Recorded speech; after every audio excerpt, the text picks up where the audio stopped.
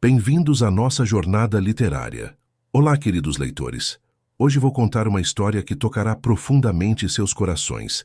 Uma narrativa sobre amor, família e promessas que transcendem o tempo. Em 1881, no interior paulista, quando os cafezais eram dourados como ouro e as promessas tinham o peso de orações, um encontro mudará para sempre o destino de uma família.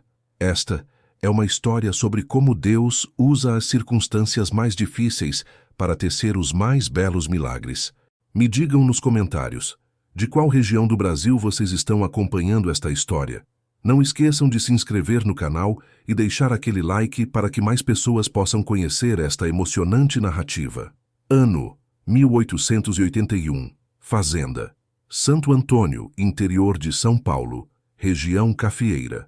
O amanhecer chegava devagar sobre a fazenda Santo Antônio, tingindo de dourado os cafezais que se estendiam até onde os olhos conseguiam alcançar. Era maio de 1881, e o interior paulista respirava o perfume doce dos grãos amadurecendo sob o sol generoso. Antônio Ferreira da Silva acordou antes do primeiro canto do galo, como fazia há 42 anos. Seus pés descalços tocaram as tábuas frias do assoalho de madeira de lei, e por um instante, seu coração se contraiu com aquela familiar sensação de vazio. A casa grande, com suas paredes de taipa e varanda de colunas brancas, ecoava apenas seus próprios passos solitários. 3 anos, 3 longos anos desde que a febre amarela levara sua Joaquina, deixando-o como um homem partido ao meio. As manhãs costumavam ser preenchidas pelo tilintar suave das xícaras de louça, pelo sussurro de saias de chita sobre o chão, pelo riso cristalino que fazia os passarinhos no jardim cantarem mais alto. Agora, apenas silêncio. Na cozinha, o fogão a lenha estava frio. Antônio acendeu o fogo com gestos mecânicos, preparando o café preto que tomaria sozinho, como sempre. Através da janela de madeira entreaberta, observou os trabalhadores livres iniciarem seus labores no terreiro, onde os grãos de café secavam sob lonas imensas. A vida seguia seu curso, imperturbável, enquanto a dele parecia suspensa no tempo. Sentado à mesa de jacarandá onde tantas refeições familiares haviam acontecido, Antônio segurou a xícara entre as mãos calejadas e deixou que as lembranças o visitassem. Joaquina arrumando flores silvestres em jarras de barro. Joaquina cantarolando enquanto preparava broa de milho. Joaquina, que nunca lhe dera filhos, mas cujo amor preenchera cada canto daquela casa. O vento da manhã trouxe consigo o perfume dos jasmins que ela plantara no jardim, e com ele uma lembrança distante. A voz grave de seu pai, Benedito Ferreira, ressurgiu em sua memória como um eco longínquo. Meu filho, prometa-me uma coisa. Nunca deixe que as dificuldades da vida endureçam seu coração. Sempre estenda a mão para quem precisa, como Cristo nos ensinou. A terra que Deus nos deu não é nossa, é dele, e devemos ser instrumentos de sua bondade. A promessa, como pudera esquecê-la por tanto tempo, fora feita ali mesmo, naquela cozinha, numa tarde de inverno de 1878, poucos meses antes de Benedito partir para a casa do pai. Antônio fechou os olhos, sentindo o peso daquelas palavras como se fossem pronunciadas naquele exato momento. Levantou-se, guardou a xícara no armário e caminhou até a varanda. O sol já se erguia majestoso sobre os morros verdejantes, e os cafezais ondulavam suavemente sob a brisa matinal. Em algum lugar, um bem-te-vi anunciava o dia novo. Antônio respirou fundo, sentindo pela primeira vez em anos algo parecido com esperança se mexer em seu peito. Não sabia ainda, mas naquele sábado de maio, sua vida estava prestes a mudar para sempre.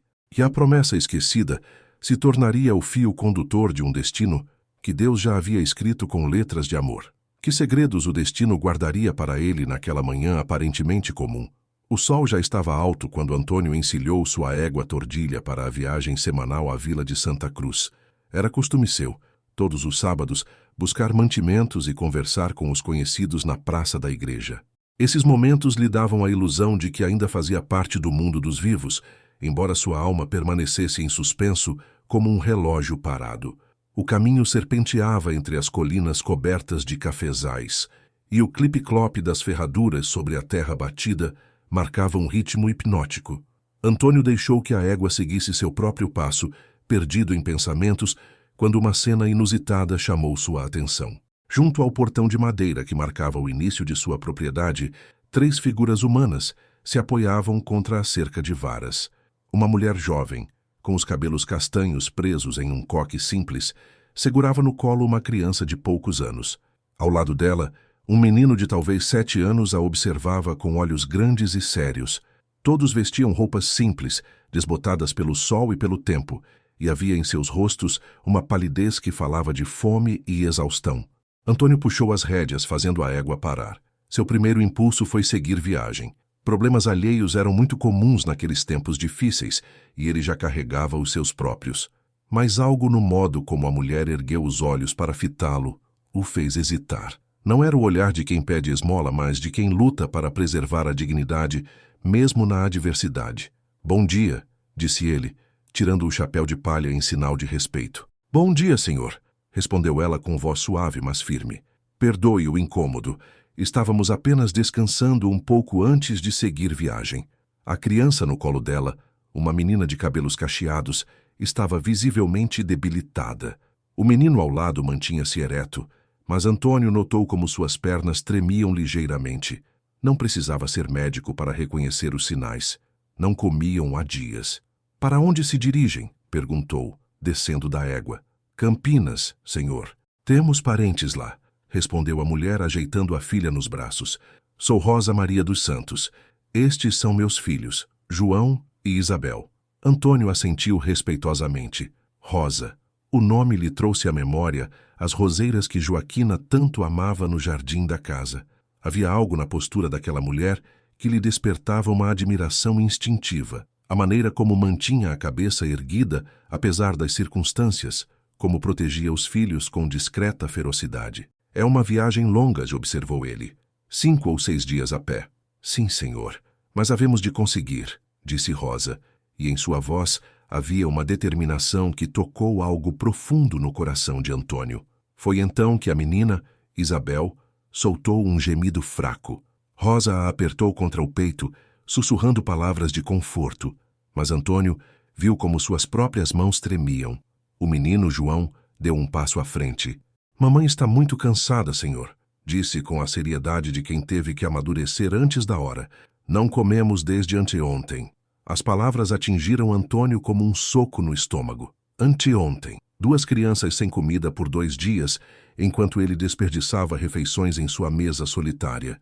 De repente, a voz de seu pai ecoou em sua mente, clara como o toque do sino da igreja.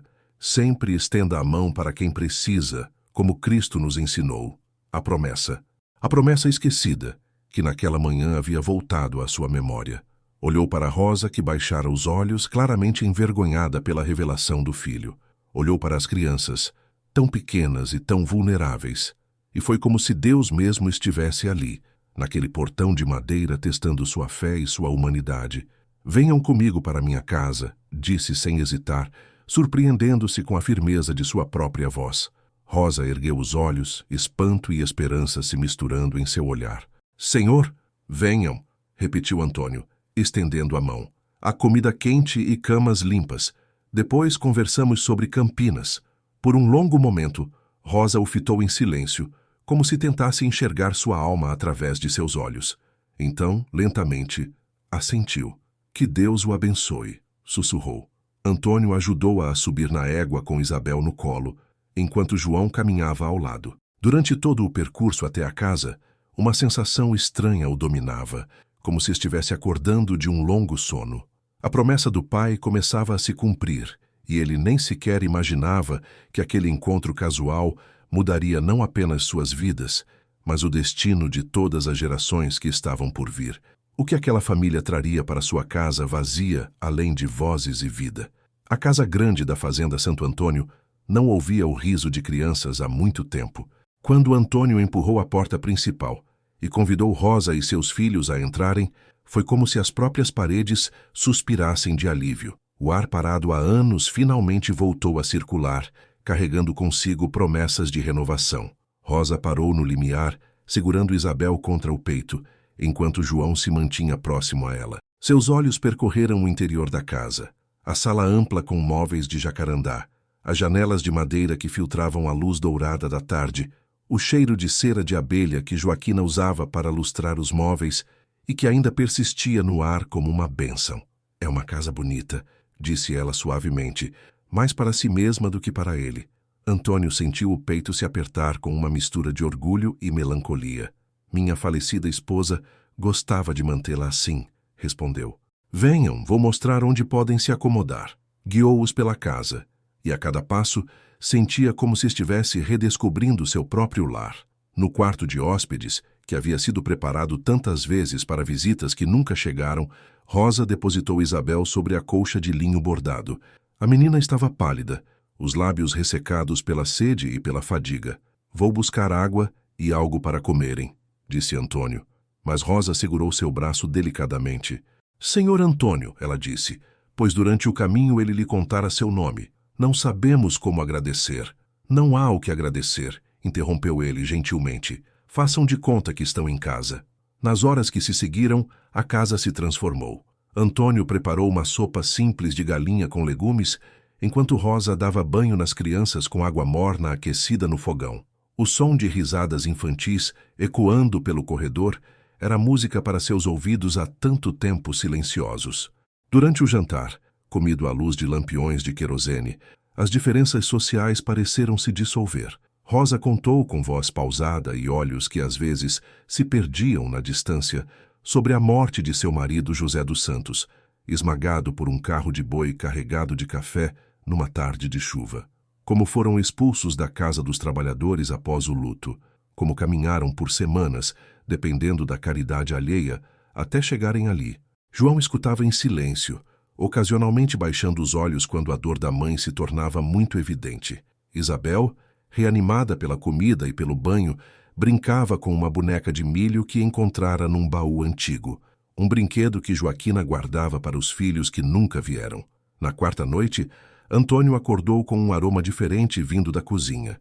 Vestiu a camisa e desceu, encontrando Rosa preparando café e broa de milho ainda quentinha. Ela usava um avental que encontrara no armário, um avental de Joaquina, e pela primeira vez em anos, aquele pedaço de tecido parecia estar cumprindo seu propósito.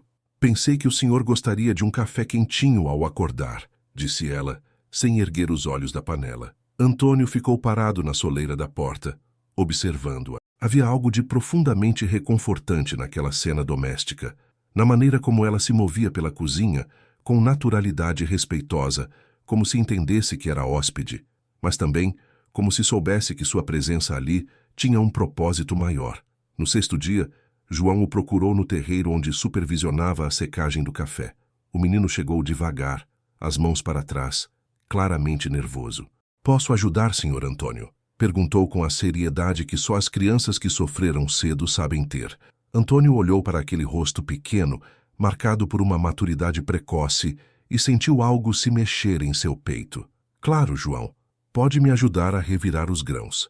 Trabalharam lado a lado em silêncio companheiro, o homem maduro e o menino, sob o sol que dourava tudo ao redor. De vez em quando, Antônio explicava algum detalhe sobre o cultivo, e João absorvia cada palavra com atenção faminta. No nono dia, Isabel correu até ele quando chegou da vistoria nos cafezais. Seus cachos dourados saltitavam enquanto ela o abraçava pelas pernas, sem cerimônia. Padrinho bom!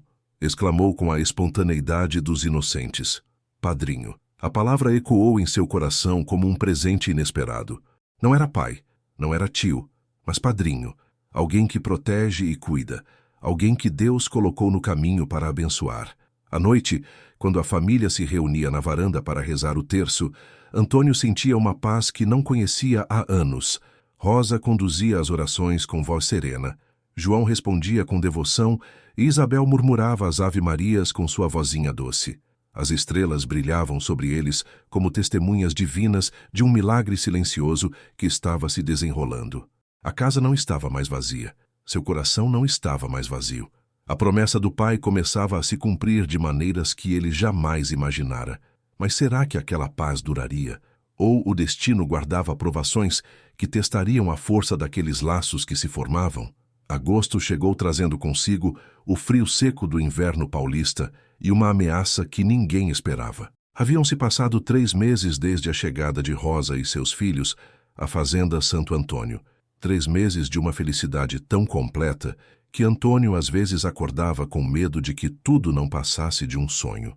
A rotina da casa havia se estabelecido naturalmente. Rosa cuidava da casa com o zelo de uma dona, mas sempre mantendo a delicadeza de quem sabe que é hóspede. João havia se tornado a sombra de Antônio, seguindo-o pelos cafezais e absorvendo cada lição sobre agricultura como uma esponja.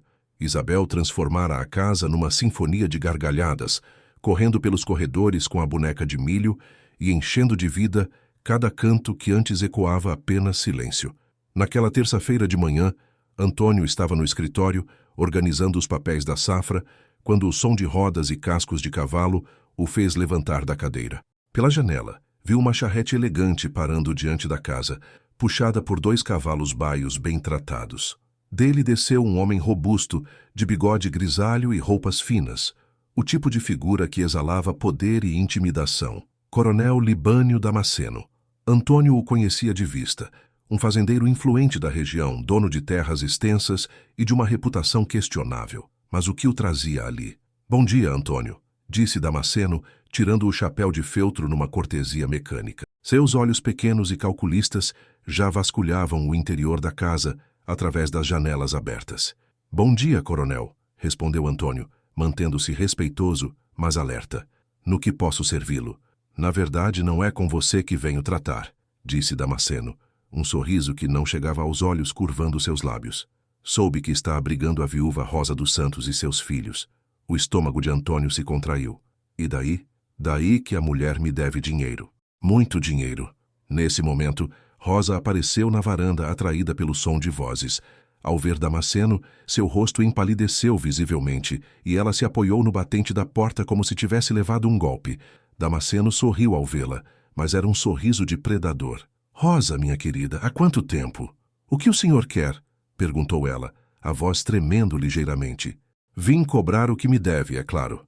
Damasceno tirou do bolso do colete um papel dobrado e lacrado com cera vermelha. 2 contos de réis, quantia que seu falecido marido perdeu em jogo de cartas e pela qual você assinou como fiadora. Antônio sentiu o sangue gelar.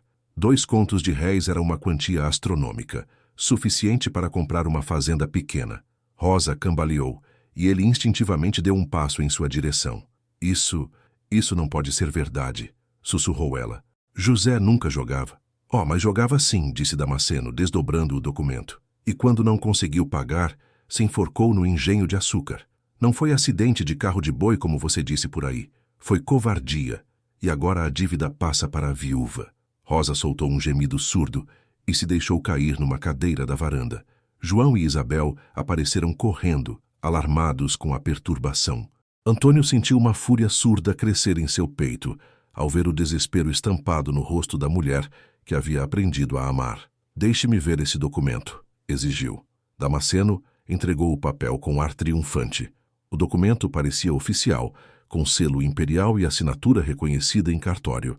Mas havia algo nele que incomodava Antônio. Talvez a tinta ligeiramente diferente, talvez a qualidade do papel. E o que pretende?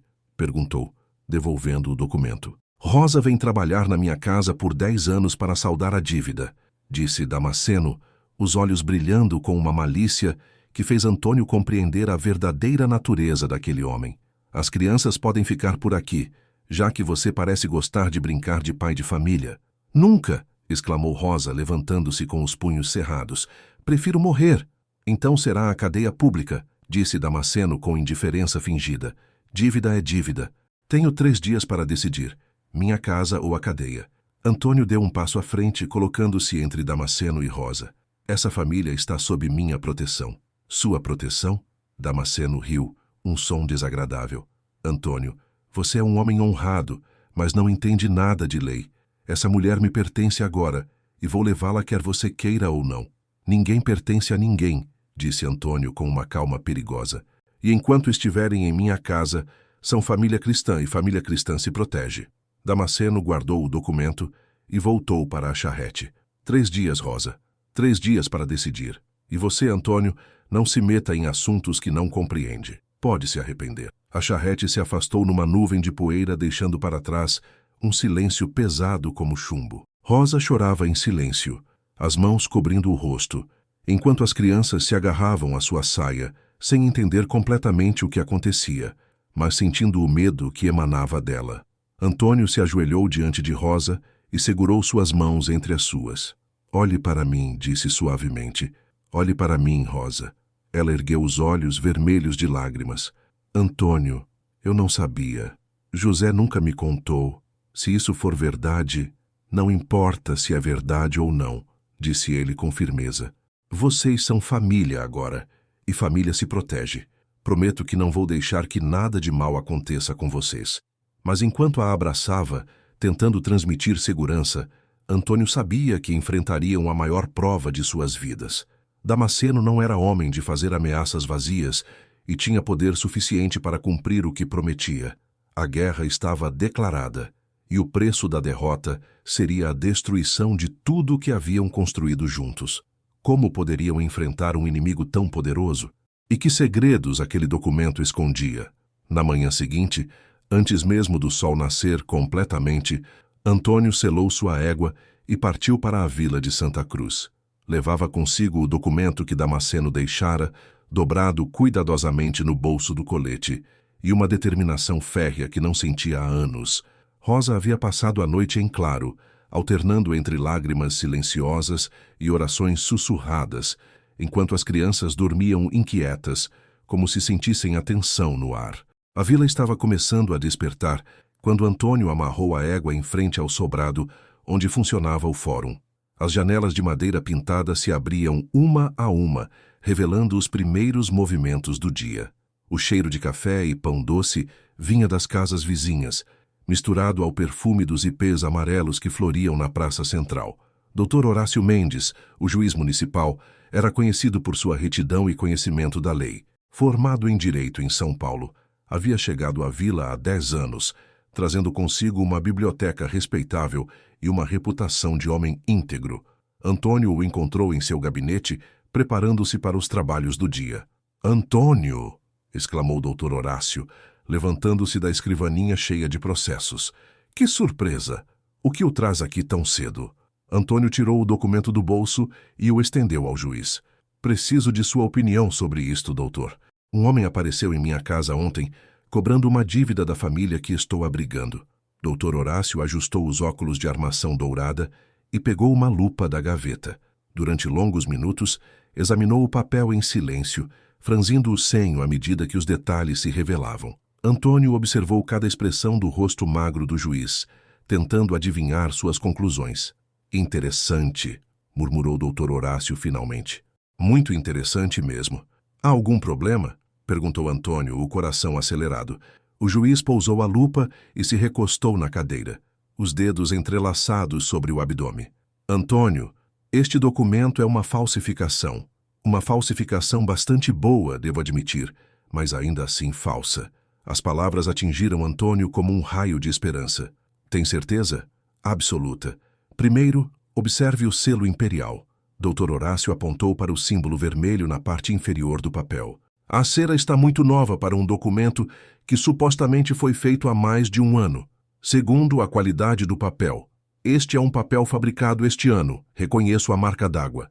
Terceiro, e mais importante, o juiz levantou-se e foi até um armário, de onde retirou um livro grosso encadernado em couro. Este é o livro de registros de reconhecimento de firma. Todo documento deste tipo deve ter a assinatura reconhecida em cartório. Vejamos». Folheou as páginas com cuidado, passando o dedo pelas linhas escritas à mão. «Aqui, Rosa Maria dos Santos. Mas veja só, sua assinatura verdadeira, reconhecida quando se casou, é completamente diferente desta no documento falso». Antônio sentiu como se um peso imenso fosse retirado de seus ombros. «Então Rosa está livre?» «Mais que isso», disse Dr. Horácio, voltando à escrivaninha. «Este homem, Coronel Damasceno, presumo, cometeu 3 crimes: falsificação de documento, uso de selo imperial falso e estelionato. E há ainda outro detalhe legal importante. O juiz pegou outro livro, este ainda mais grosso. Pela nova legislação aprovada no ano passado, Uma mulher casada não pode assumir dívidas sem a anuência expressa do juiz de direito da comarca. Mesmo que o documento fosse verdadeiro, seria nulo por falta desta anuência. Quer dizer que Rosa dos Santos sempre foi livre e nunca deveu nada a ninguém, concluiu o Dr. Horácio com um sorriso satisfeito. Vou emitir agora mesmo um mandado de prisão contra Libânio Damasceno por falsificação e estelionato. O delegado pode prendê-lo hoje mesmo. Antônio apertou a mão do juiz com gratidão. Dr. Horácio, não sei como agradecer. Não há o que agradecer. A justiça deve proteger os inocentes e punir os culpados. O juiz pausou, assumindo uma expressão grave. Mas tenho que avisá-lo, Antônio. Damasceno é um homem poderoso e perigoso. Quando souber que foi descoberto, pode tentar algo desesperado antes que a prisão se efetive. Mantenha sua família protegida. O caminho de volta à fazenda pareceu mais curto, impulsionado pela alegria que Antônio sentia. O sol brilhava mais forte, os pássaros cantavam mais alto, e até mesmo a égua parecia trotar com mais leveza. Rosa estava livre, as crianças estavam seguras, a família que Deus havia colocado em seu caminho permaneceria unida. Quando chegou à fazenda, encontrou Rosa no jardim, ensinando Isabel a plantar mudas de amor perfeito. João ajudava, carregando o regador de lata. A cena era tão perfeita, tão cheia de paz e normalidade, que Antônio teve que parar por um momento apenas para gravá-la na memória. Rosa! Chamou, descendo da égua num salto. Ela se virou e a preocupação em seus olhos se transformou em esperança ao ver o sorriso em seu rosto. Antônio, o que houve? Você está livre, disse ele, pegando-a pelas mãos. O documento é falso. Você nunca deveu nada a ninguém. Damasceno será preso por falsificação. Rosa cobriu a boca com as mãos, os olhos se enchendo de lágrimas de alívio. João largou o regador e correu para abraçá-los, enquanto Isabel saltitava de alegria, mesmo sem entender completamente o que acontecia. Graças a Deus, sussurrou Rosa. Graças a Deus e à sua bondade, Antônio. Mas enquanto celebravam a vitória da justiça, nenhum deles imaginava que Damasceno, ao receber a notícia da descoberta de sua farsa, já planejava uma última e desesperada tentativa de conseguir o que queria. A noite que se aproximava seria a mais longa e perigosa de suas vidas. Como Damasceno reagiria ao ser encurralado? E que preço estaria disposto a pagar para satisfazer sua obsessão? A lua cheia pendia no céu como uma moeda de prata quando os cascos dos cavalos ecoaram no caminho que levava à fazenda Santo Antônio. Antônio estava na varanda, fumando seu cachimbo de madeira depois do jantar, quando viu as silhuetas se aproximando. 4 homens a cavalo avançando devagar, deliberadamente. Seu sangue gelou ao reconhecer a figura imponente de Damasceno na frente do grupo. Rosa, chamou baixinho, sem tirar os olhos dos cavaleiros. Leve as crianças para dentro. Agora, ela apareceu na porta, ainda segurando o pano de prato das mãos, e compreendeu imediatamente a situação ao ver sua expressão tensa. Sem perguntas, desapareceu no interior da casa, e logo Antônio ouviu seus sussurros urgentes com João e Isabel. Os homens pararam no terreiro, a poucos metros da varanda. Damasceno desceu do cavalo com movimentos calculados, enquanto seus 3 acompanhantes permaneceram montados, as espingardas apoiadas nas coxas, numa demonstração clara de intimidação. A luz da lua revelava rostos endurecidos pelo crime e pela violência, capangas que Damasceno havia trazido da cidade. Boa noite, Antônio, disse Damasceno, a voz destilando um veneno mal disfarçado. Linda noite para uma conversa, não acha? Antônio desceu os degraus da varanda devagar, mantendo as mãos à vista. No bolso das calças, sentia o peso reconfortante da garrucha que havia sido de seu pai. Uma arma simples, mas confiável. Conversa é o que menos espero de você, respondeu com calma. Soube que o juiz emitiu um mandado contra você. Seria melhor se entregasse sem resistência. Damasceno riu. Um som áspero como o atrito de pedras. Mandado? Por causa de uns papéis? Antônio, você é muito ingênuo. Nesta região, quem manda sou eu. O juiz, o delegado, todos dançam conforme minha música. Não todos, disse uma voz firme atrás de Antônio. Todos se viraram. Rosa havia saído da casa, apesar de sua ordem para ficar dentro. Caminhava com passos decididos, a cabeça erguida, os olhos fixos em Damasceno, com uma coragem que fez o coração de Antônio se encher de orgulho e medo ao mesmo tempo. Rosa, minha querida, disse Damasceno, o sorriso voltando aos lábios. Vim buscá-la. Já perdemos tempo demais com essas bobagens legais. Eu nunca irei com você, disse ela, parando ao lado de Antônio. Nem que me mate aqui mesmo. Matar? Damasceno fingiu espanto. Quem falou em matar? Não, tenho planos muito mais interessantes para você. 10 anos na minha casa devem ser suficientes para, digamos, saldar todas as dívidas. A maldade em sua voz era inconfundível. Antônio deu um passo à frente, colocando-se entre Rosa e Damasceno. Ela não vai a lugar nenhum, disse com firmeza. Esta família está sob minha proteção. Sua proteção? Um dos capangas riu sarcasticamente. Você contra nós 4 e ainda com 2 crianças para proteger? Foi então que Damasceno mostrou sua verdadeira face. Muito bem, Antônio. Já que quer bancar o herói, vou fazer uma proposta. Rosa vem comigo por bem, ou queimo seu cafezal inteiro. Sabe quanto tempo leva para replantá-lo? 10 anos. Os mesmos 10 anos que Rosa me deve. O silêncio que se seguiu foi pesado como chumbo. Antônio calculou rapidamente suas chances. 4 homens armados contra ele. Rosa e as crianças para proteger. O cafezal. O trabalho de uma vida inteira. Ameaçado. Papai? A voz de João, sussurrada na porta, cortou o ar como uma lâmina. O menino havia chamado Antônio de papai pela primeira vez, naquele momento de perigo supremo. As palavras deram a Antônio uma força que ele não sabia possuir. Seu prazo acabou, Rosa, disse Damasceno, fazendo sinal para os capangas desmontarem. Venha agora ou nada. A voz veio da estrada. 2 figuras a cavalo se aproximavam rapidamente, e Antônio reconheceu com alívio a farda do delegado. Capitão Silva, um homem íntegro que havia servido na Guerra do Paraguai, vinha acompanhado de 2 soldados. Coronel Libânio Damasceno, disse o delegado descendo do cavalo com autoridade. Está preso por falsificação de documento e estelionato. Delegado, disse Damasceno, tentando manter a compostura. Há algum engano. Estava apenas visitando o meu amigo Antônio. Com 4 homens armados no meio da noite, o capitão Silva não se deixava impressionar. E ameaçando queimar propriedade alheia, ouvi tudo da estrada. Os capangas de Damasceno hesitaram, as mãos pairando sobre as armas. Mas 3 soldados armados com rifles eram uma força mais persuasiva que as bravatas do patrão. Entreguem as armas, ordenou o delegado. Todos vocês estão presos. A tensão no ar era palpável. Por um momento, Antônio temeu que os capangas resistissem, que a noite terminasse em tragédia. Mas Damasceno, vendo que sua farsa havia chegado ao fim, fez sinal para que os homens obedecessem. Isso não acaba aqui, Antônio, murmurou Damasceno, enquanto o delegado o algemava. Tenho muitos amigos poderosos. Tinha, corrigiu o capitão Silva. O juiz mandou comunicar que você será enviado para São Paulo, onde responderá por seus crimes longe de qualquer influência local.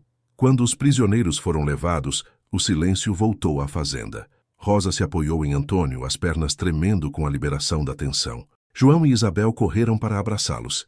E ali, no terreiro iluminado pela lua, a família se reuniu num abraço coletivo que falava de alívio, gratidão e amor. Acabou, sussurrou Rosa. Finalmente acabou. Mas para Antônio, alguma coisa estava apenas começando.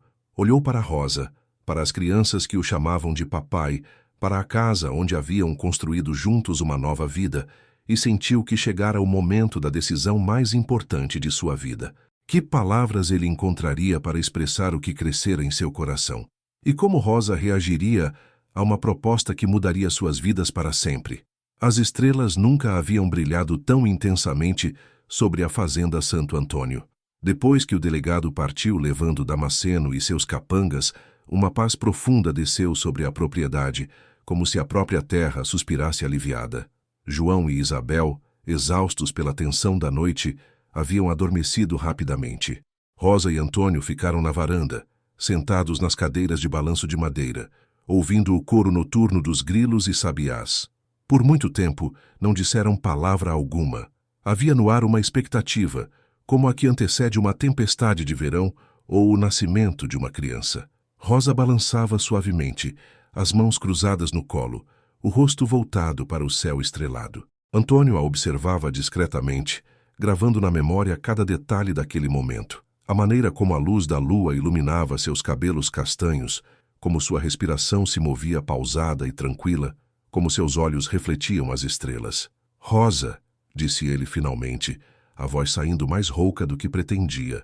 Ela se virou para fitá-lo, e naquele olhar havia uma doçura que fez o coração dele acelerar como o de um rapaz apaixonado. O que aconteceu hoje à noite me fez pensar, continuou ele, levantando-se da cadeira e caminhando até a balaustrada da varanda. Quando vi você em perigo, quando ouvi João me chamando de papai, percebi uma verdade que vinha tentando ignorar há meses. Rosa parou de balançar, a atenção completamente voltada para ele. Que verdade! Antônio se virou, e na luz suave da lua, seus olhos tinham uma intensidade que ela nunca vira antes.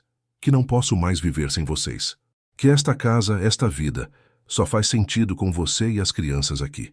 As palavras pairaram no ar como pássaros procurando onde pousar. Rosa sentiu o coração disparar, mas permaneceu em silêncio, esperando. Eu sei que chegaram aqui por necessidade, prosseguiu Antônio, aproximando-se devagar. Sei que ainda guardam a memória de José, e sei que sou um homem mais velho, marcado pela vida. Mas o que sinto por você, por João, por Isabel, não é compaixão cristã, Rosa.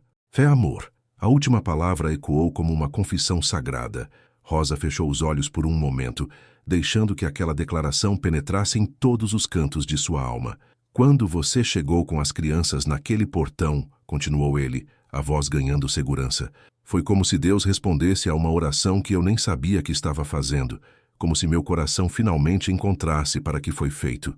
Rosa se levantou, caminhando até ele. Parou a poucos passos de distância, os olhos brilhando com lágrimas que ainda não haviam caído. Antônio, case comigo, disse ele, estendendo as mãos para ela. Não por gratidão, não por segurança, mas porque Deus colocou amor no meu coração.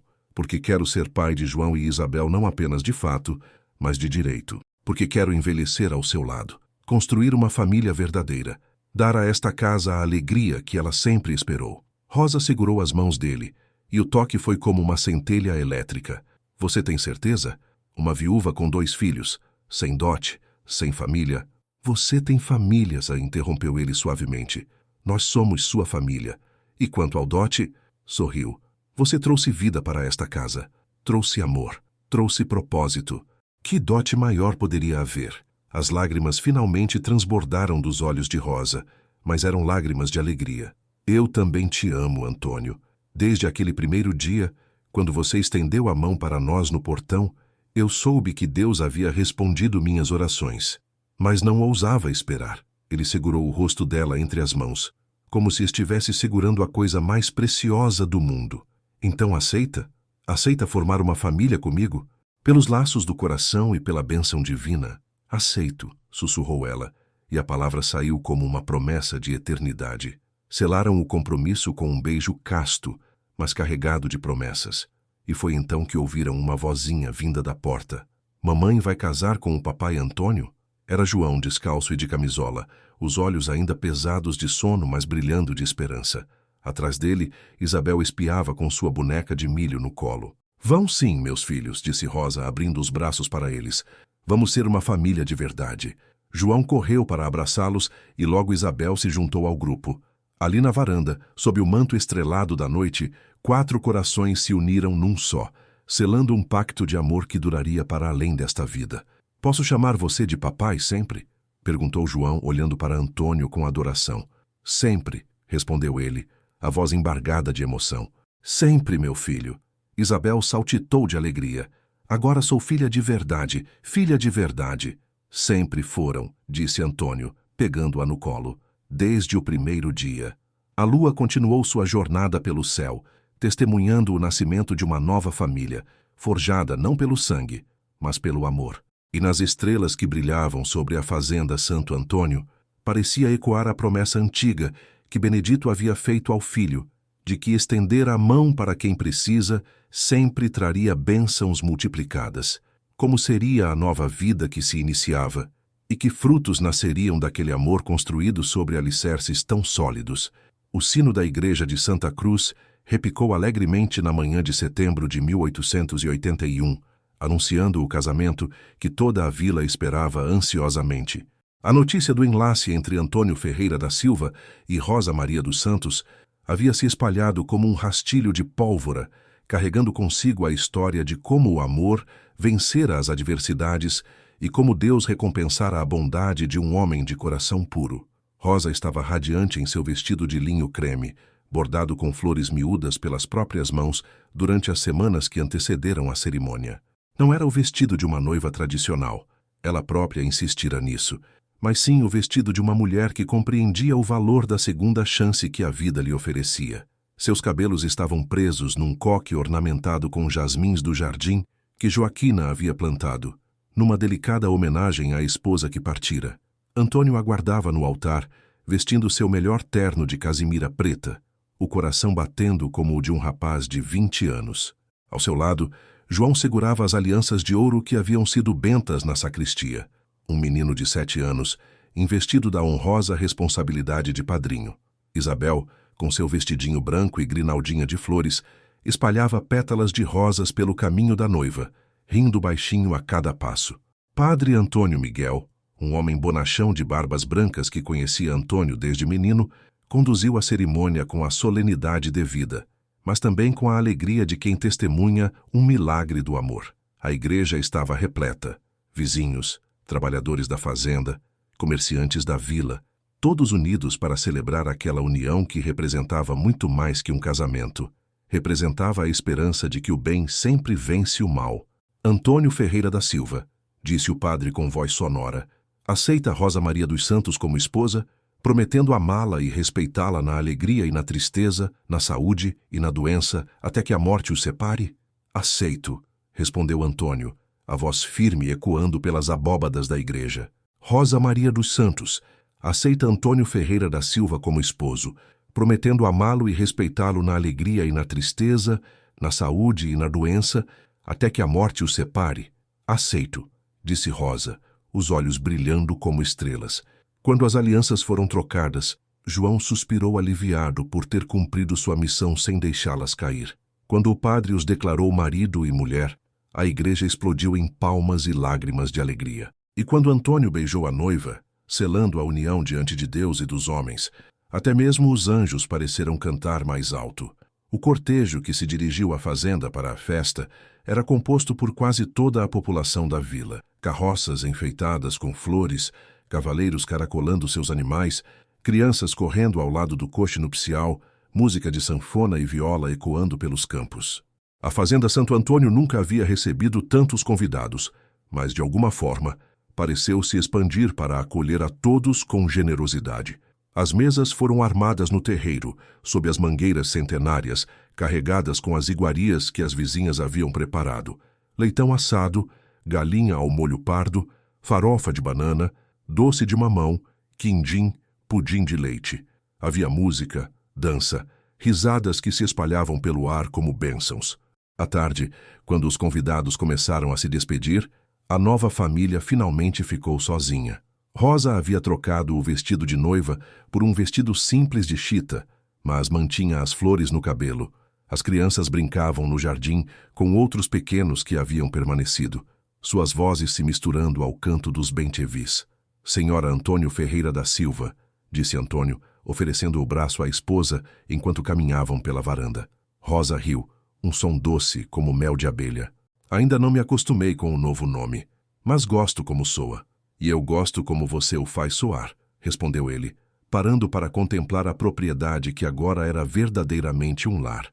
Olhe só, Rosa, olhe como a casa parece diferente. Era verdade. A casa grande, que por tantos anos havia estado mergulhada numa quietude melancólica, agora vibrava de vida. Roupas pequenas secavam no varal. Brinquedos estavam espalhados pelos cantos. Flores frescas enfeitavam as mesas. Era como se a própria construção houvesse acordado de um longo sono. Os meses que se seguiram trouxeram mudanças que transformaram completamente a rotina da fazenda. Rosa assumiu a administração da casa com a sabedoria de uma mulher acostumada a fazer milagres com pouco. O jardim ganhou horta maior, galinheiro foi ampliado, e as paredes receberam quadrinhos bordados que ela mesma confeccionava nas horas vagas.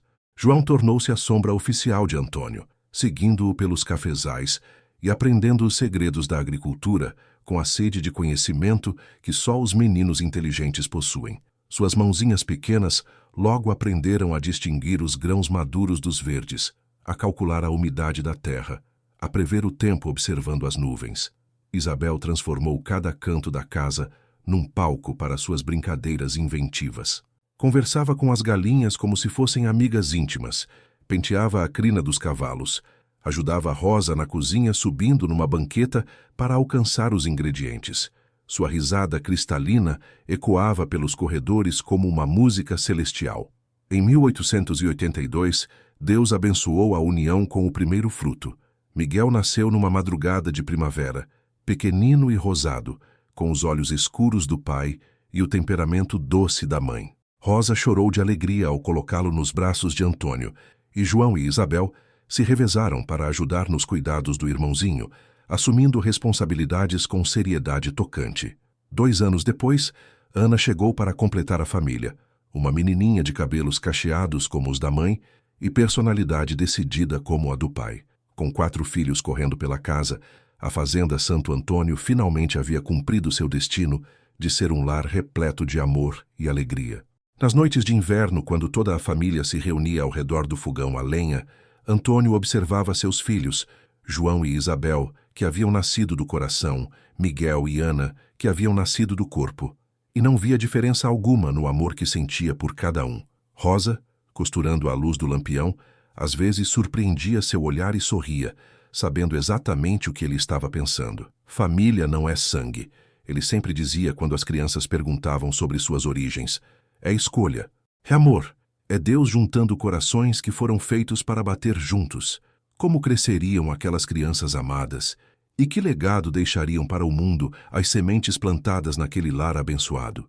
Os anos passaram sobre a fazenda Santo Antônio como estações de bonança, cada uma trazendo suas próprias bênçãos. Era 1890 e a propriedade havia se transformado numa das mais prósperas da região. Os cafezais se estendiam por 500 alqueires de terras generosas. As tulhas estavam sempre repletas de grãos dourados, e a casa grande havia ganhado novos cômodos para acomodar a família crescente. Numa tarde de domingo, após o almoço tradicional que reunia toda a família ao redor da mesa de jacarandá, Miguel, agora um menino esperto de 8 anos, fez uma pergunta que Antônio vinha esperando há algum tempo. "Papai", disse ele brincando distraidamente com os restos de doce de mamão no prato, "João e Isabel são meus irmãos de verdade?" O silêncio que se seguiu não foi desconfortável, mas repleto de expectativa. Rosa parou de recolher a louça, João ergueu os olhos do livro que folheava, e Isabel, agora uma mocinha de 14 anos, prestou atenção enquanto dava nós na boneca de pano que ainda a acompanhava. Antônio empurrou a cadeira para trás e se acomodou melhor, preparando-se para uma conversa que sabia ser fundamental. Aos 51 anos, havia adquirido a sabedoria de quem compreende que as verdades devem ser ditas no momento certo e da maneira certa. "Miguel", disse ele com carinho, "sente aqui do meu lado."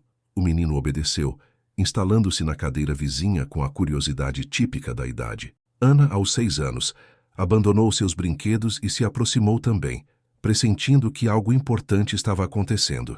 "Vou te contar uma história", começou Antônio, passando a mão nos cabelos escuros do filho.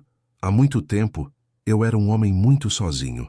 Morava nesta casa grande, cuidava desta fazenda, mas meu coração estava vazio como um pote sem água."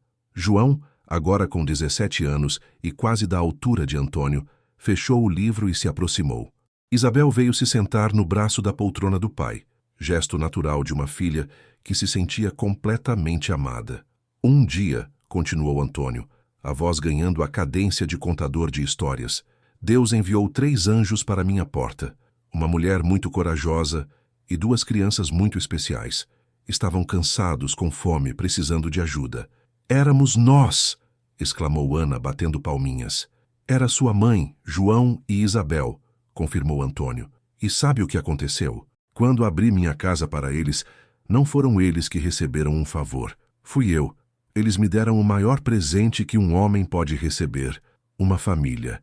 Miguel escutava com atenção absoluta, absorvendo cada palavra como uma esponja. "Mas eles não nasceram da sua barriga, igual eu e Ana." Rosa se aproximou, secando as mãos no avental, e se sentou no braço da poltrona do marido. Miguel, meu filho, disse ela com doçura, existe uma coisa muito importante que você precisa entender. Ser pai não é questão de sangue, é questão de coração. Exato, disse Antônio, abraçando Miguel. João e Isabel nasceram aqui dentro. Colocou a mão sobre o peito. No meu coração. Você e Ana nasceram aqui. Apontou para Rosa. Na barriga da mamãe. Mas todos vocês são meus filhos da mesma forma, com o mesmo amor para sempre. João se aproximou ainda mais, e Antônio viu em seus olhos uma gratidão profunda misturada com algo que poderia ser alívio. Papai, disse ele com a voz já mudando para a de homem, eu mal me lembro do meu pai biológico. Para mim, o Senhor sempre foi meu pai. E sempre serei, respondeu Antônio, estendendo o braço para incluir o rapaz no abraço. Para sempre, João. Isabel, que havia crescido numa mocinha delicada e inteligente, limpou uma lágrima discreta. Eu também, papai. Não consigo nem imaginar como seria a vida sem o Senhor. A tarde continuou com conversas sobre família, sobre amor, sobre como Deus tece os destinos de maneira misteriosa.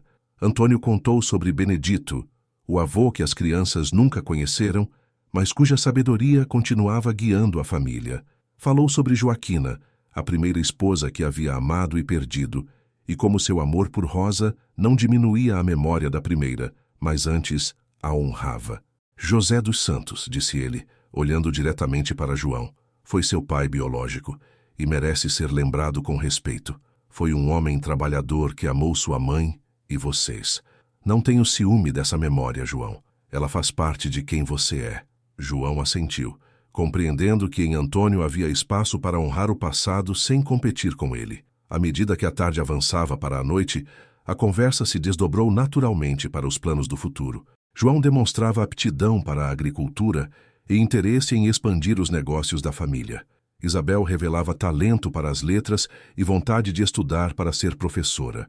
Miguel sonhava em conhecer as máquinas novas que estavam chegando de São Paulo. Ana, ainda pequena, divertia a todos com seus planos mirabolantes de ter 100 cachorros e ensinar todos eles a dançar. Quando chegou a hora da reza do terço na varanda, tradição sagrada da família, Antônio olhou para seu pequeno rebanho e sentiu uma gratidão tão intensa que chegava a doer. Rosa conduzia as orações com sua voz serena, as crianças respondiam com devoção sincera, e as estrelas pareciam brilhar mais forte sobre aquela família unida pela fé e pelo amor. Obrigado, Senhor, murmurou ele durante uma Ave Maria, por me ensinar que família se constrói com amor, não apenas com sangue, por me mostrar que o coração de um pai pode ser infinito. Naquela noite, enquanto Rosa arrumava os mais novos para dormir e os mais velhos se recolhiam aos seus quartos, Antônio permaneceu na varanda mais alguns minutos, saboreando a paz daquela vida que Deus lhe havia dado. A fazenda prosperava, os filhos cresciam saudáveis e amados. Rosa era sua companheira fiel em todas as alegrias e desafios. A promessa feita ao pai Benedito havia se cumprido de maneira mais abundante do que jamais sonhara. Que frutos ainda maiores nasceriam daquela semente de amor plantada num portão de fazenda? O século virava suas páginas, e 1901 chegou à Fazenda Santo Antônio, carregado de prosperidade e realizações. 20 anos haviam se passado desde aquele encontro providencial no portão, e a propriedade havia se tornado uma das mais respeitadas de toda a região cafeeira. Antônio, aos 62 anos, mantinha a postura ereta e o olhar firme, mas seus cabelos agora eram completamente grisalhos, e rugas de expressão marcavam um rosto que havia conhecido mais alegrias que tristezas. Rosa, aos 48 anos, havia se tornado uma senhora de presença marcante, respeitada na vila e querida por todos que a conheciam. Suas mãos, sempre ocupadas, bordavam enxovais para noras e tricotavam cobertores para netos, enquanto administrava a casa grande com a eficiência de uma verdadeira matriarca. Numa manhã de domingo, após a missa na capelinha que haviam construído na própria fazenda, toda a família se reuniu para o almoço tradicional. A mesa, agora muito maior que a original, acomodava não apenas os pais, mas também os filhos casados e seus pequenos. João, aos 27 anos, havia se tornado um homem imponente, de ombros largos e mãos calejadas pelo trabalho. Casara-se com Maria Cristina, filha de fazendeiros vizinhos, e já tinham 3 filhos, Antônio José, de 5 anos, Joaquina Rosa, de 3, e o pequeno Benedito, de apenas 6 meses. Administrava uma parte significativa da propriedade e demonstrava o mesmo tino para os negócios que Antônio. Isabel, aos 21 anos, havia realizado seu sonho de se tornar professora. Formara-se na Escola Normal de São Paulo e, ao voltar, casara-se com o Dr. Fernando Mendes, filho do juiz que havia salvado a família de Damasceno anos antes. Tinham 2 filhos, Helena e Carlos, e Isabel dividia seu tempo entre a família e a escolinha que fundara na vila. Miguel, aos 19 anos, estudava agricultura numa escola técnica da capital e voltava para casa nos fins de semana, repleto de ideias novas sobre cultivo e beneficiamento do café. Alto e esguio, herdara os traços refinados da mãe e a determinação do pai. Ana, aos 17 anos, estava noiva de Gabriel, filho do farmacêutico da vila, um rapaz estudioso e gentil que conquistara toda a família com sua dedicação e bom caráter. O casamento estava marcado para o ano seguinte, e Ana vivia entre os preparativos do enxoval e os estudos de piano que fazia com uma professora italiana contratada especialmente para ela. A fazenda havia crescido para 500 alqueires, abrigava 3 casas além da sede e uma colônia com 30 famílias de trabalhadores livres. As tulhas estavam sempre cheias, o gado pastava em campos verdejantes e os cafezais se estendiam até o horizonte como um mar dourado. Papai, disse Isabel ajeitando o xale sobre os ombros, o senhor se lembra daquela primeira manhã quando chegamos ao portão? Antônio sorriu, cortando delicadamente um pedaço de galinha ao molho pardo. Como poderia esquecer? Foi o dia em que minha vida realmente começou. E a nossa também, acrescentou João, segurando o filho mais novo no colo. Às vezes penso como seria se não tivéssemos parado naquele portão. Não pensem no que poderia ter sido, disse Rosa, servindo mais arroz na travessa. Deus sabe o que faz. Cada encontro, cada decisão, tudo faz parte do plano dele. Miguel, sempre curioso sobre o funcionamento das coisas, fez uma pergunta que revelava a profundidade de seus pensamentos. Papai, como o senhor soube que era certo nos receber? Não teve medo de estarmos mentindo ou... Miguel, repreendeu Ana. Que pergunta é essa? Não, Ana, disse Antônio, erguendo a mão. É uma pergunta importante. Pausou, como sempre fazia quando queria dar uma resposta refletida. Filho, às vezes na vida temos que escolher entre a prudência e a caridade. Naquele dia, escolhi a caridade, mas não foi exatamente uma escolha consciente. Como assim? Perguntou Isabel, sempre interessada nas questões do coração. Foi como se uma voz dentro de mim dissesse: esta é sua família. Não a voz do medo, que dizia para ser cuidadoso. Não a voz da razão, que calculava riscos. Mas a voz do Espírito Santo, que reconhece o que é certo antes mesmo da mente entender. Rosa pegou a mão do marido sobre a mesa, gesto simples que falava de 2 décadas de companheirismo. E nós sentimos a mesma coisa. Não foi medo que nos fez aceitar sua ajuda, foi gratidão e reconhecimento. Reconhecimento? Perguntou Carlos, filho de Isabel, um menino observador de 7 anos. Reconhecimento de que havíamos chegado em casa, explicou Rosa. Não numa casa qualquer, mas na nossa casa. A tarde se estendeu em conversas que misturavam memórias e sonhos. Os netos corriam pelo jardim que Rosa havia transformado num pequeno paraíso de flores e árvores frutíferas. Os genros, Fernando e o futuro Gabriel, ouviam atentamente as histórias da família, compreendendo que estavam se tornando parte de algo muito maior que um simples casamento.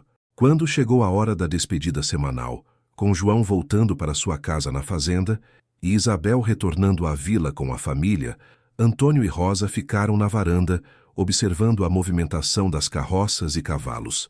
20 anos, murmurou Rosa, apoiando a cabeça no ombro do marido. Os melhores 20 anos da minha vida, respondeu ele, beijando-lhe a testa.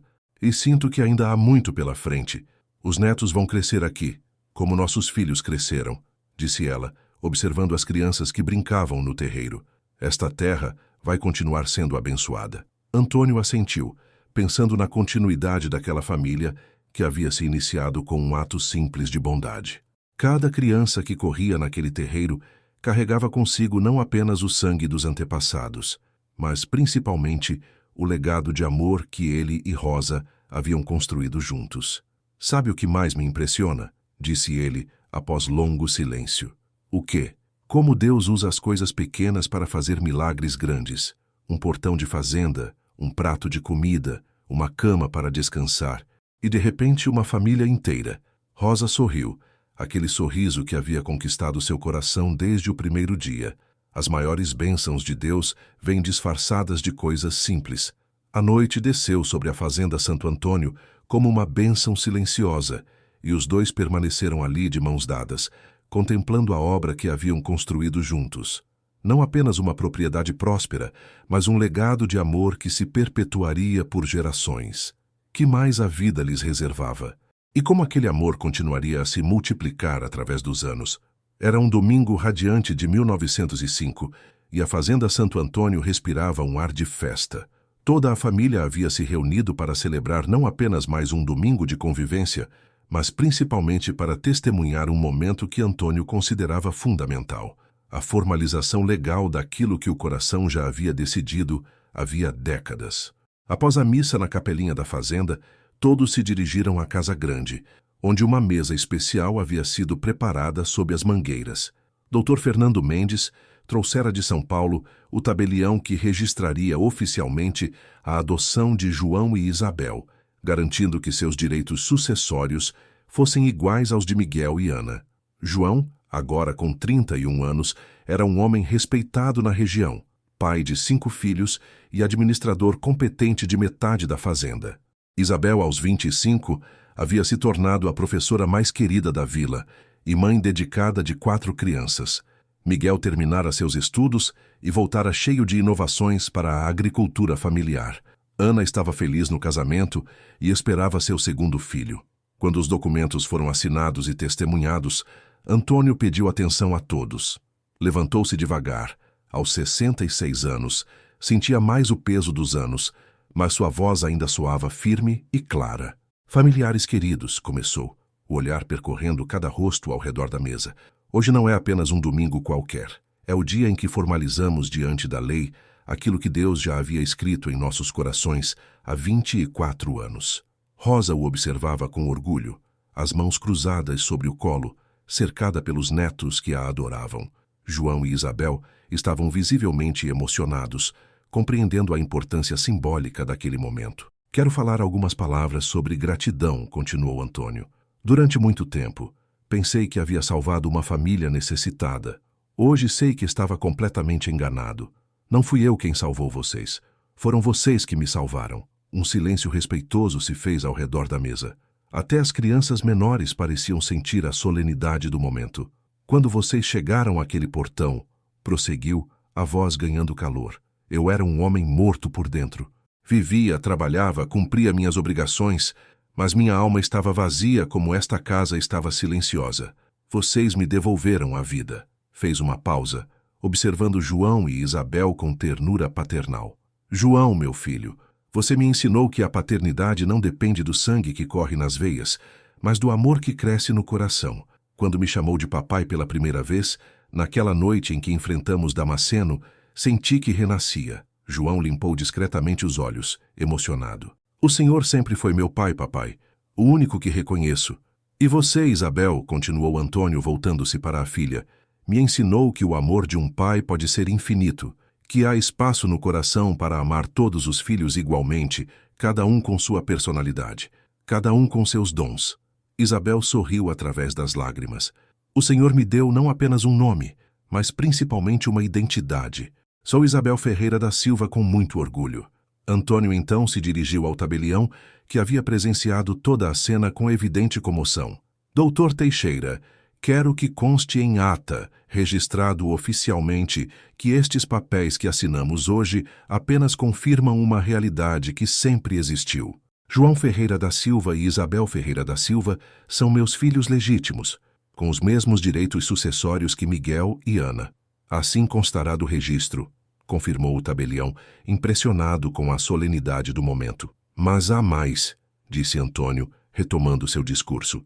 Quero que todos vocês saibam que esta terra, esta fazenda, tudo o que conquistamos juntos, pertence igualmente aos 4 filhos. Não haverá distinção entre os que nasceram do corpo e os que nasceram do coração. Rosa se levantou e se aproximou do marido, segurando sua mão. Antônio, meu amor, posso dizer algumas palavras? Ele assentiu, e Rosa se dirigiu à família com a serenidade que sempre a caracterizara. Filhos, netos, genros, quero que vocês compreendam algo importante. O que aconteceu nesta família não foi casualidade. Foi providência divina. Quando chegamos aqui, famintos e desesperados, continuou, a voz embargada de emoção, encontramos mais que abrigo. Encontramos um homem com o coração preparado por Deus para nos receber. E vocês, João e Isabel, encontraram não apenas um padrasto bondoso, mas um pai verdadeiro. É isso, disse Miguel, levantando-se para abraçar os irmãos mais velhos. João e Isabel, vocês são meus irmãos de coração e de direito. Esta família nunca fez distinção e nunca fará. Ana se juntou ao abraço coletivo e logo todos estavam reunidos num círculo de carinho que incluía até mesmo os netos menores. Quero ler algo, disse Antônio, tirando do bolso um papel cuidadosamente dobrado. Escrevi estas palavras para serem guardadas na Bíblia da família, para que as gerações futuras sempre se lembrem. Leu com voz pausada. Família não é sangue correndo nas veias. É amor batendo nos corações. É a escolha diária de cuidar, proteger, ensinar e amar. É Deus juntando almas que foram feitas para caminhar juntas. Que os filhos desta casa sempre se lembrem. A maior herança que podemos deixar não é terra nem dinheiro, mas a capacidade de amar sem condições e receber sem preconceitos. Quando terminou a leitura, guardou o papel na Bíblia grande que ficava na sala e pediu que todos formassem um círculo para uma oração de agradecimento.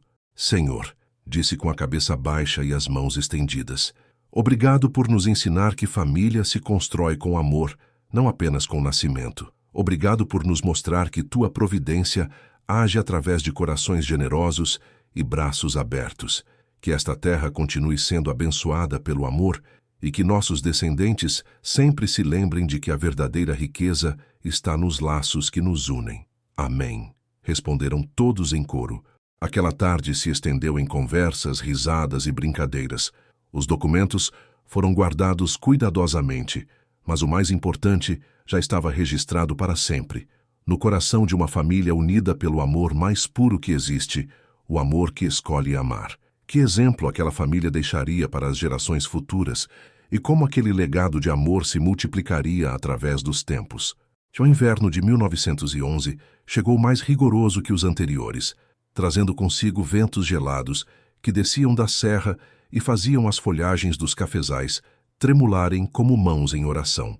Antônio, aos 72 anos, sentia mais intensamente o frio que penetrava em seus ossos, mas continuava levantando antes do amanhecer para acompanhar os trabalhos da fazenda, mesmo quando Rosa insistia para que descansasse mais. Era uma manhã de junho quando a tosse que o incomodava há semanas se agravou. Rosa, alarmada com o som rouco que vinha do peito do marido, mandou chamar o médico da vila. Dr. Severino, um homem experiente que conhecia a família há décadas, examinou Antônio com cuidado e diagnosticou pneumonia. É preciso repouso absoluto, disse o médico a Rosa, após o exame, e muita oração. Aos 72 anos, uma pneumonia é coisa séria. A notícia se espalhou rapidamente pela fazenda e chegou aos filhos como um raio em dia claro. João deixou imediatamente seus afazeres e se instalou na casa grande para ajudar nos cuidados. Isabel veio da vila com os filhos, decidida a não sair do lado do pai enquanto fosse necessário. Miguel interrompeu um curso em São Paulo e voltou correndo. Ana, mesmo grávida de seu terceiro filho, não quis ficar longe. Durante as semanas que se seguiram, a casa se encheu de uma movimentação discreta, mas constante. Netos e bisnetos se revezavam no quarto do avô, alguns pequenos demais para entender a gravidade da situação, outros já crescidos o suficiente para compreender que tempos difíceis se aproximavam. Antônio, mesmo debilitado, mantinha o espírito forte. Nas horas em que a febre diminuía e a respiração se normalizava, contava histórias aos netinhos, relembrava acontecimentos da família e, sempre que possível, transmitia suas últimas lições de vida. Venham cá, disse numa tarde de julho, chamando João e Isabel para perto da cama. Quero conversar com vocês. Os dois se aproximaram e Rosa ajeitou os travesseiros para que ele pudesse falar mais facilmente. Sua voz estava mais fraca, mas os olhos mantinham o mesmo brilho de sempre. Meus filhos, disse com carinho, quero que vocês saibam que estes foram os melhores anos da minha vida. Não por causa da fazenda, não por causa do dinheiro, mas por causa de vocês.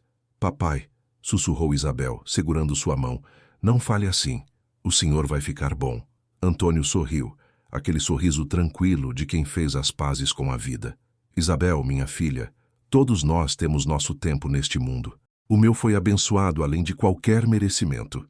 O que o senhor quer que façamos? Perguntou João, a voz embargada. Continuem sendo família, respondeu sem hesitar. Cuidem da mamãe, cuidem uns dos outros. Ensinem aos seus filhos que amor não tem cor, não tem origem, não tem condições. Vocês são a prova viva de que Deus escreve certo por linhas tortas. Rosa se aproximou, sentando na beirada da cama. Antônio, meu amor, você quer que eu chame o padre? Sim, disse ele. Mas não porque tenho medo, porque quero agradecer a Deus pessoalmente por tudo que ele me deu. Padre João Carlos, sucessor do velho padre Antônio Miguel, veio na mesma tarde para ministrar os últimos sacramentos. A cerimônia foi simples, mas profundamente emocionante, com toda a família reunida ao redor da cama, rezando o terço que tantas vezes haviam rezado juntos na varanda. Senhor, disse Antônio durante a extrema unção, a voz mal audível, obrigado por cada dia, por cada alegria, por cada desafio. Obrigado por me ensinar que a verdadeira riqueza está no amor que damos e recebemos. Os últimos meses foram de despedida gradual. Antônio dormia mais, falava menos, mas quando estava desperto, sua presença ainda irradiava a mesma paz e sabedoria que sempre caracterizaram sua personalidade.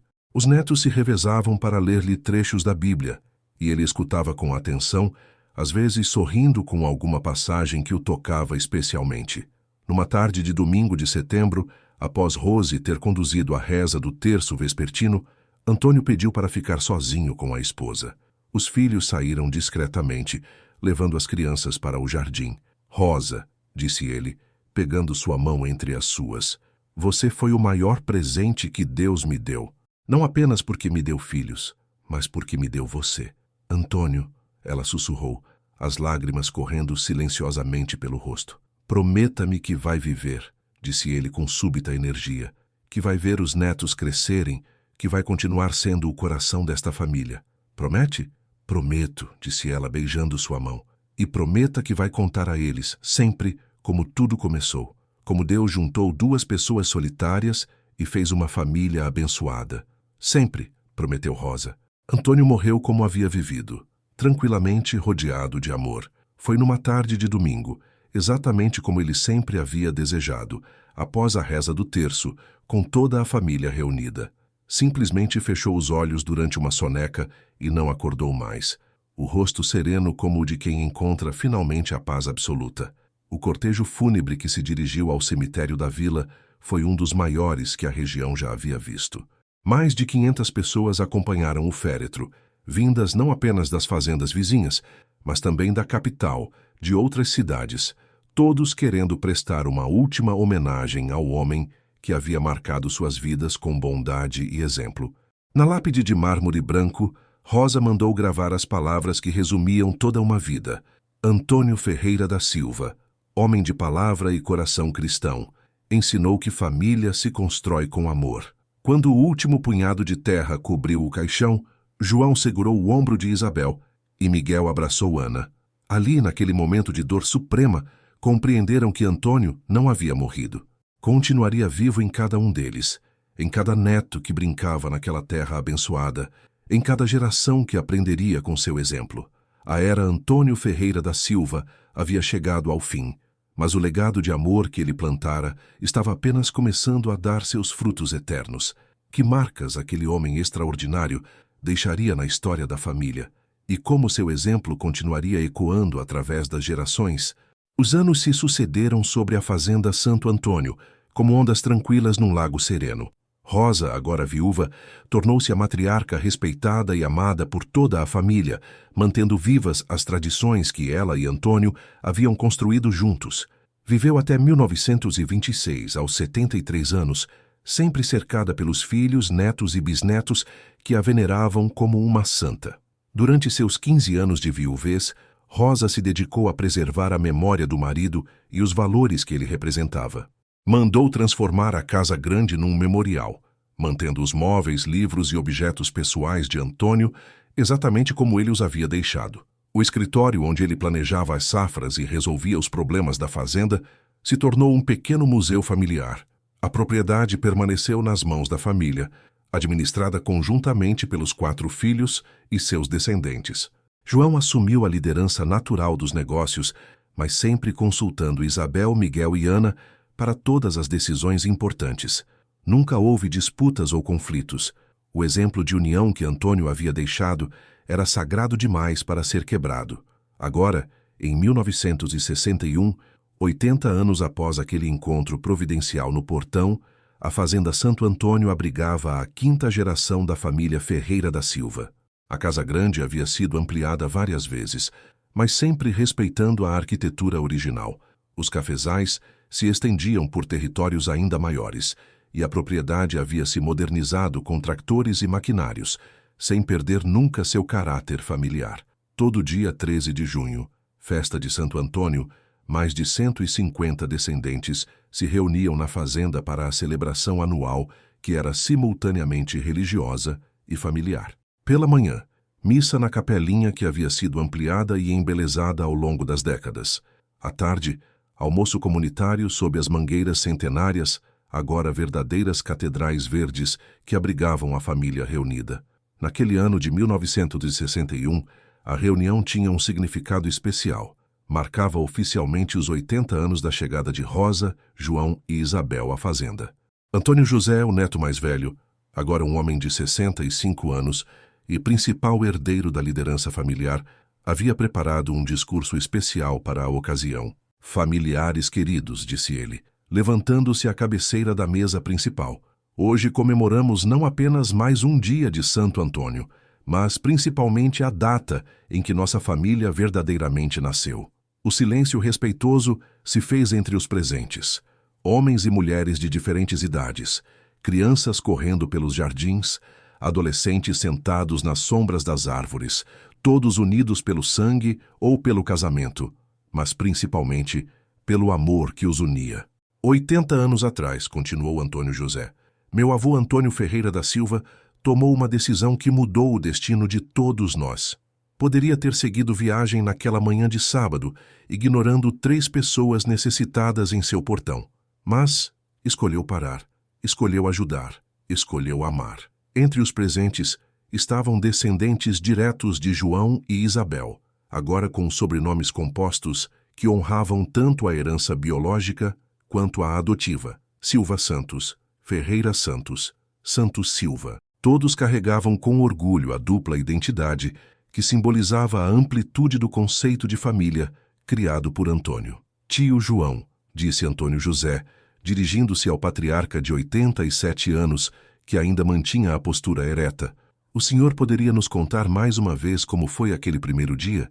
João se levantou devagar, apoiado numa bengala de jacarandá que havia pertencido a Antônio. Sua voz, embora mais fraca que antigamente, ainda mantinha a clareza dos que têm histórias importantes para contar. Meus filhos, disse ele, o olhar percorrendo as dezenas de rostos atentos. Aquele dia mudou tudo, não apenas nossa sorte, nossa condição social ou nossa segurança. Mudou nossa compreensão do que significa família. Papai João, interrompeu uma das bisnetas, uma jovem de 16 anos. Como o senhor se sentia antes de chegar aqui? João sorriu, aquele sorriso que Antônio tanto amara ver. Perdidos, minha filha. Éramos 3 pessoas perdidas no mundo, sem rumo, sem esperança. E de repente encontramos não apenas um abrigo, mas um lar. Não apenas comida, mas amor. Não apenas proteção, mas família. Isabel, agora com 81 anos e ainda lúcida, como sempre fora, se levantou para complementar. E vocês todos são a prova de que o amor que recebemos se multiplicou. Cada criança correndo neste jardim carrega consigo não apenas nosso sangue, mas principalmente nossos valores. A tarde se estendeu em histórias, lembranças e renovação de promessas. Os mais velhos contavam aos mais novos sobre Antônio e Rosa, sobre como a fazenda havia crescido, sobre as tradições que não podiam ser perdidas. Os mais jovens ouviam com respeito, alguns gravando em fitas cassete as narrativas dos avós. Vocês sabem o que está escrito na Bíblia da família? Perguntou Miguel aos 79 anos, ainda ativo na administração da propriedade. As crianças menores balançaram a cabeça, curiosas. Miguel foi buscar a Bíblia grande, encadernada em couro, onde Antônio havia guardado suas palavras 80 anos antes. Leu em voz alta: família não é sangue correndo nas veias, é amor batendo nos corações. É escolha diária de cuidar, proteger, ensinar e amar. É Deus juntando almas que foram feitas para caminhar juntas. Que os filhos desta casa sempre se lembrem: a maior herança que podemos deixar não é terra nem dinheiro, mas a capacidade de amar sem condições e receber sem preconceitos. Quando terminou a leitura, um silêncio emocionado pairou sobre a reunião. Era como se Antônio estivesse ali, presente entre eles, continuando a ensinar através de suas palavras preservadas. Esta é nossa filosofia, disse Ana, aos 77 anos e ainda a mais emotiva da família.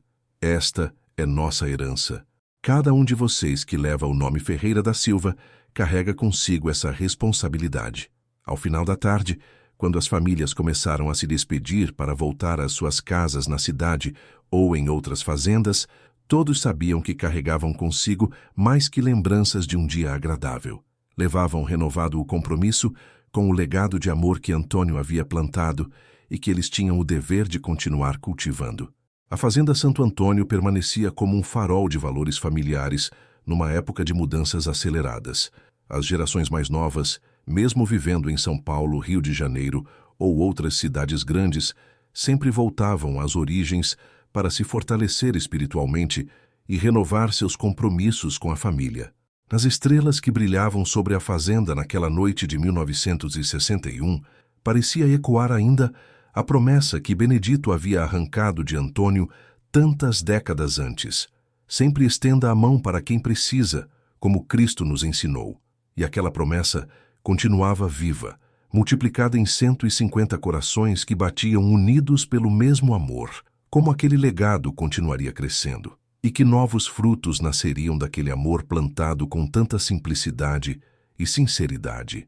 O século XXI chegou à Fazenda Santo Antônio carregado de modernidade, mas sem nunca conseguir apagar a essência daquilo que Antônio e Rosa haviam construído com tanto amor. Em 2001, 120 anos após o encontro no portão, a propriedade havia se tornado não apenas uma fazenda próspera, mas um símbolo de valores familiares que resistiam ao tempo e às transformações do mundo. A Casa Grande, agora tombada pelo patrimônio histórico regional, recebia visitas de pesquisadores interessados na história do café e da formação das famílias brasileiras. Mas para os descendentes, continuava sendo simplesmente o lar onde tudo havia começado, preservado como um santuário do amor incondicional. Maria Helena Santos Silva, tataraneta de Rosa e João, havia se tornado a principal guardiã da memória familiar. Formada em História pela Universidade de São Paulo, dedicara sua tese de doutorado à história da família e ao conceito de adoção no Brasil rural do século XIX. Aos 45 anos, assumira a responsabilidade de organizar os documentos, fotografias e relatos que constituíam o arquivo da família. Naquele dia 13 de junho de 2001, a reunião anual assumia características especiais. Mais de 200 descendentes haviam confirmado presença, vindos não apenas do Brasil, mas também dos Estados Unidos, Europa e até mesmo Japão, onde alguns bisnetos haviam se estabelecido para negócios. Queridíssima família, disse Maria Helena, assumindo o papel de anfitriã principal. Hoje comemoramos não apenas os 120 anos de nossa história, mas principalmente a perenidade dos valores que nossos antepassados nos legaram. Entre os presentes, havia desde bebês de colo até centenários, representando 6 gerações da família Ferreira da Silva. Empresários bem-sucedidos sentavam-se ao lado de professores rurais, médicos conversavam com agricultores, artistas dividiam o espaço com engenheiros. A diversidade profissional era imensa, mas todos compartilhavam a mesma identidade familiar. Gostaria de ler um trecho do diário de nossa tataravó Rosa, anunciou Maria Helena, erguendo um caderno de couro amarelado pelo tempo. Ela escreveu estas palavras em 1920, aos 67 anos. A multidão silenciou, curiosa para ouvir as palavras da matriarca. Hoje completam-se 25 anos da morte de meu amado Antônio, leu Maria Helena com voz emocionada. Olho para esta casa cheia de filhos, netos e bisnetos, e sei que sua maior alegria seria ver como o amor que plantamos continua florescendo. Não passamos fome de pão, mas, principalmente, não passamos fome de carinho. Esta é nossa verdadeira riqueza, continuou Rosa. João e Isabel cresceram como verdadeiros filhos de Antônio, e seus filhos nem sequer fazem diferença entre os tios que nasceram do coração e os que nasceram do sangue. Isto é o milagre do amor. Ele não faz distinções, não estabelece hierarquias, apenas abraça e abençoa. Quando Maria Helena terminou a leitura, um murmúrio emocionado percorreu a assembleia. Várias pessoas secavam lágrimas discretas, tocadas pela simplicidade e profundidade das palavras da ancestral. Esta é nossa herança mais preciosa, continuou Maria Helena. Não os cafezais, não as casas, não as contas bancárias, mas a certeza de que família se constrói com amor, não com genética. Dr. João Benedito Ferreira Santos, tataraneto de João e atualmente um dos principais cardiologistas de São Paulo, pediu a palavra. Gostaria de compartilhar algo que aconteceu em minha clínica na semana passada.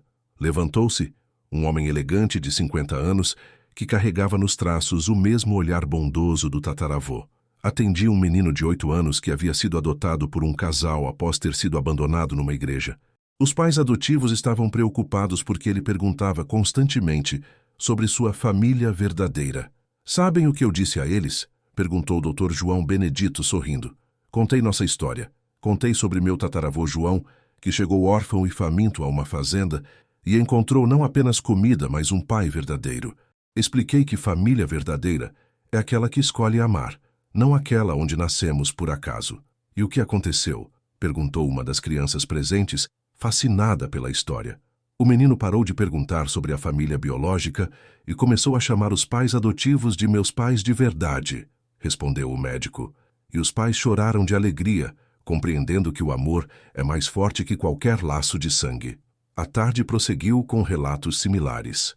Cada membro da família havia, em algum momento, usado a história de Antônio e Rosa para ajudar outras pessoas a compreenderem o verdadeiro significado de família.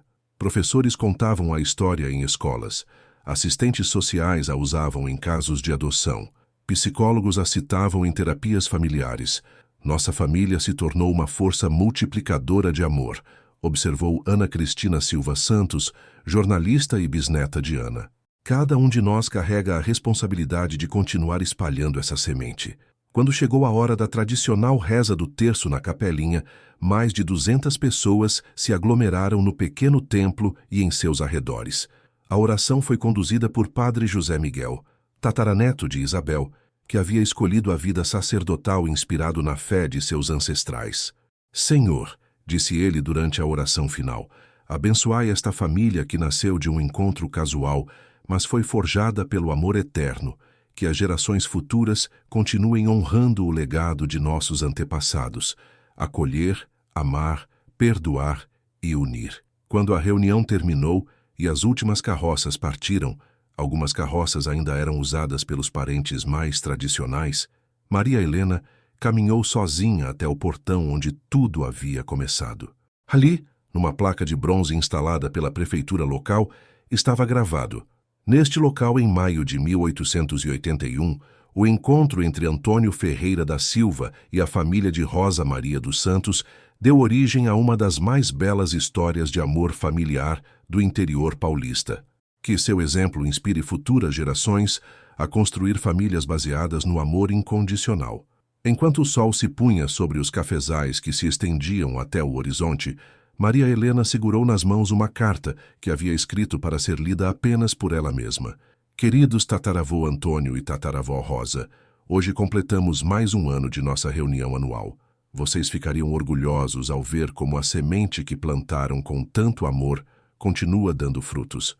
Somos agora uma família de 200 pessoas, espalhadas pelo mundo, mas todas unidas pelos mesmos valores que vocês nos ensinaram. O mundo mudou muito desde aquele encontro no portão. Temos computadores, aviões, telefones que cabem no bolso. Mas o que não mudou foi nossa compreensão de que família é escolha, que amor não tem condições, que a verdadeira riqueza está nos laços que construímos com o coração. Prometemos continuar honrando sua memória, não apenas preservando esta fazenda, mas principalmente preservando o espírito de acolhimento que vocês nos legaram. Cada criança que nascer nesta família aprenderá que família se constrói com amor, não com sangue. Obrigada por nos ensinarem que os maiores milagres acontecem através de gestos simples: estender a mão, oferecer um prato de comida, abrir o coração. Vocês provaram que o amor multiplicado nunca diminui, apenas cresce. Com todo o nosso amor e eterna gratidão. Maria Helena dobrou a carta e a guardou no bolso. Olhou mais uma vez para o portão, agora iluminado pela luz suave do crepúsculo, e sorriu. Ali, naquele lugar simples, havia nascido uma das mais belas histórias de amor familiar que o Brasil rural já conhecera. E enquanto as primeiras estrelas começavam a brilhar no céu, pareciam ecoar as palavras que Antônio havia sussurrado em seus últimos dias.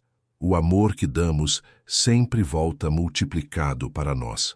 A Fazenda Santo Antônio continuava sendo um farol de esperança, provando que em qualquer época, em qualquer lugar, é possível construir uma família verdadeira com os ingredientes mais simples: amor, generosidade e fé.